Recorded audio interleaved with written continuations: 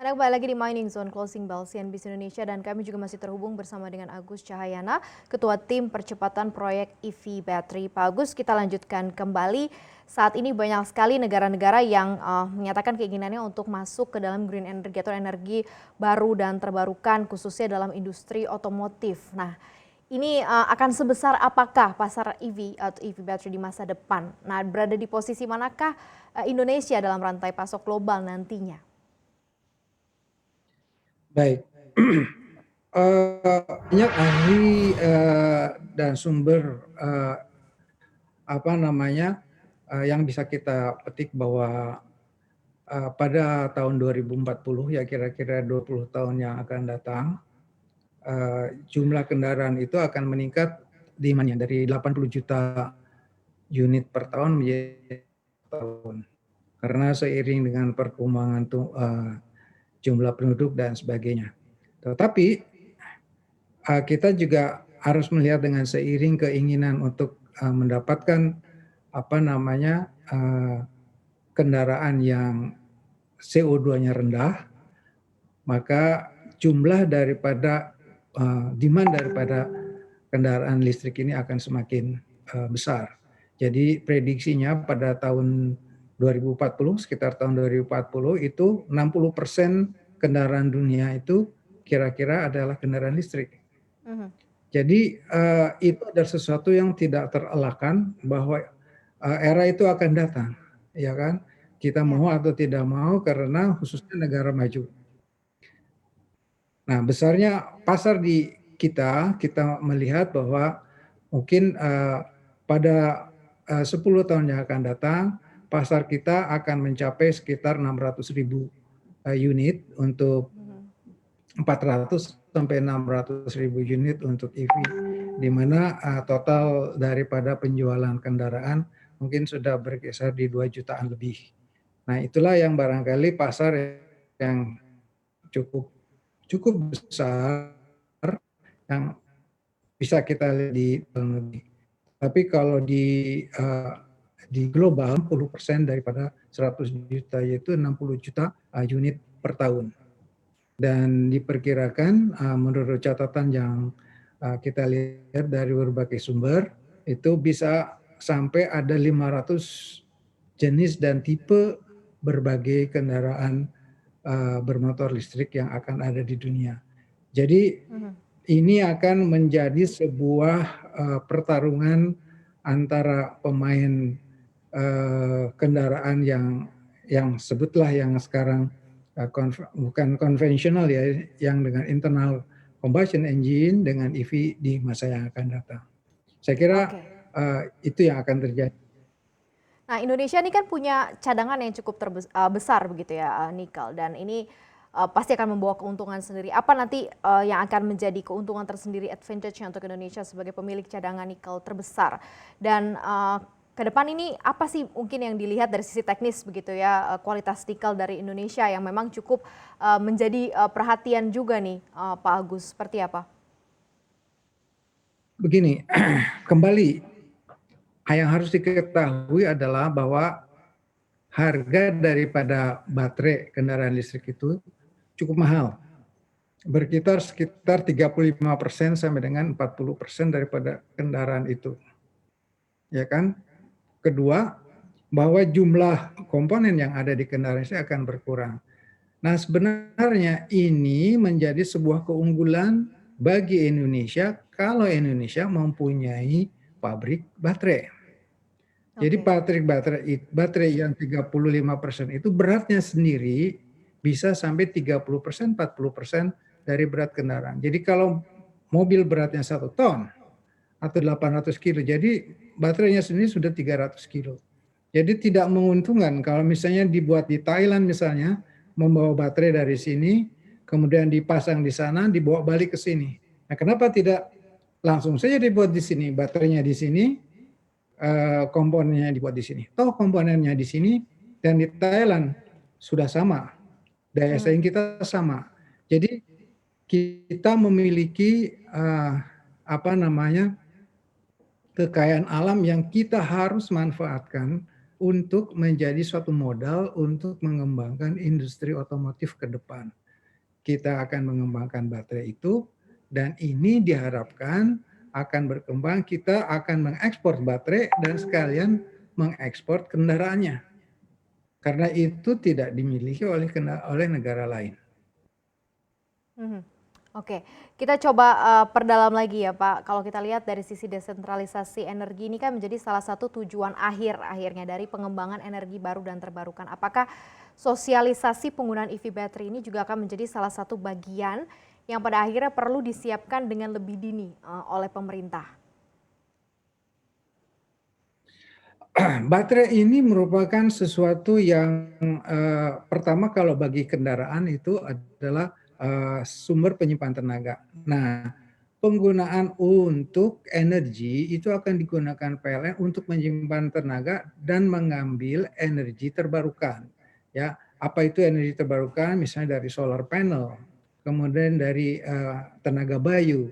Itu kita bisa ambil dan kita simpan di dalam baterai dan itu kita bisa keluarkan lagi sehingga sebenarnya itu adalah berkah dari Allah ya, kita mendapatkan matahari begini banyak, kita diberikan nikel ya kan. Nikel ini adalah sumber daripada baterai di mana teknologi untuk baterai itu ke depan yang kelihatannya stable dan jangka panjang adalah NMC 811, jadi nikel 8, mangan 1, kobalt 1, dan mungkin jadi 9 setengah-setengah, sehingga nikel ini akan menjadi bagian yang sangat penting untuk bisa kita bertahan dalam jangka panjang dan mengembangkan energi kita. Saya mengambil contoh, kalau kita mau membangun 195 gigawatt hours di Indonesia, itu hitungan-hitungan saya itu setara dengan sekitar 8.000 megawatt Oke. ya, Mhm. megawatt pada beban puncak. Jakarta sendiri pada beban puncak memerlukan hanya 6.000 ya Mhm. megawatt. Mhm. Mhm. Seluruh Jawa Bali 27.000 megawatt. Jadi bisa dibayangkan satu pabrik yang menghasilkan 195 gigawatt hours sebenarnya begitu luar biasa ya. Nah, jadi sekarang ini kita bisa hemat energi fosil kita bukan saja dari energi kendaraan yang dibakar, tetapi juga kita bisa menghemat, mengurangi beban puncak dan mengurangi pembakaran fosil di PLTU misalnya. Dan kita berusaha mengcapture solar panel, tenaga solar matahari sebanyak mungkin untuk Mhm. kita mampu mengurangi dan mengurangi konsumsi bahan bakar dan kita bisa menyimpannya dengan baik dengan pertolongan baterai ini. Oke, jadi memang akan secara menyeluruh begitu ya cakupannya. Jadi kalau kita bicara waktu, kapan sebetulnya Indonesia ini benar-benar bisa merdeka dalam hal energi, khususnya yang diperoleh juga dari EV battery pada akhirnya nih Pak Agus? Ya, kalau kita sudah mampu untuk merealisasikan industri ini dengan baik, dengan kapasitas yang memadai, dan saya kira ini akan sangat bermanfaat dan kita ketergantungan terhadap energi-energi yang konvensional akan semakin berkurang dan kita akan juga menuju ke kemandirian energi tentu. Mhm.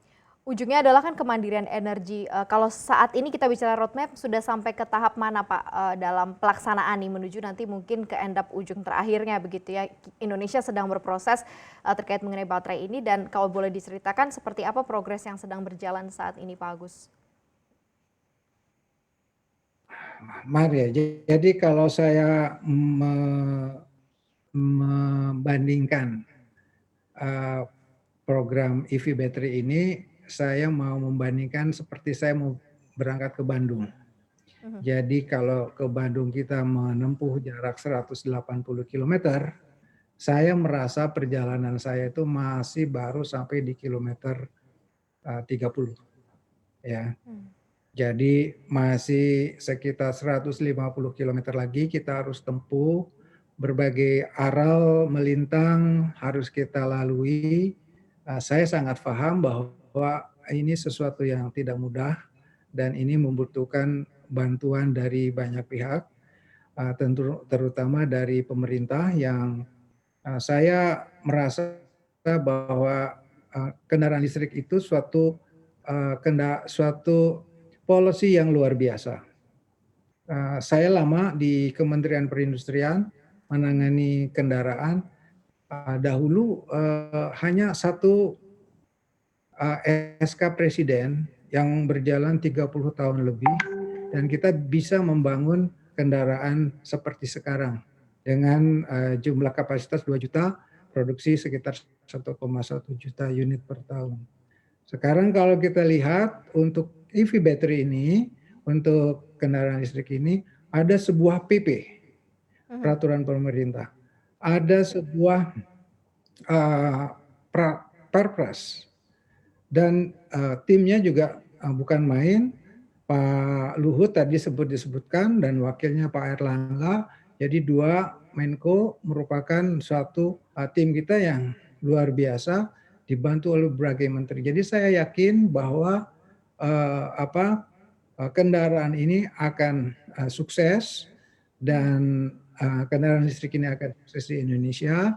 Kita mengharapkan bahwa Indonesia menjadi salah satu hub karena kita memiliki baterai, kita memiliki policy yang luar biasa, kita memiliki